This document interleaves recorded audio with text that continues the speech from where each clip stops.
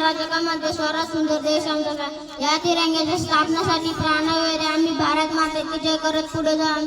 आदरणीय गुरुजन वर्ग आणि माझ्या मित्रमैत्रिणींनो, माझे नाव तीर्थसंत वैदिक. आज 15 ऑगस्ट भारताच्या इतिहास सुवर्ण अक्षरांनी लिहिलेला दिवस. याच दिवशी आपल्याला स्वातंत्र्य मिळाले. पण मित्रांनो, आपल्याला स्वातंत्र्य सहजच मिळाले नाही, तर त्यासाठी आपल्या देशातल्या असंख्य वीरांनी आपल्या सुखाचा त्याग केला. कुणी तुरुंगात गेले, कुणी लाट्या खाल्ल्या, कुणी गोळ्या झेलल्या, तर अनेकांनी आपल्या भारत मातेस आपले प्राणही अर्पण केले. मित्रांनो, आपल्या स्वातंत्र्य लढण्यात महात्मा गांधींनी सत्य अहिंसेचा मार्ग दाखवला. लोकमान्य टिळक स्वराज्याची जाज्वल्य भावना मनात निर्माण केली. भगतसिंगांनी देशासाठी असत पाठी स्वीकारली.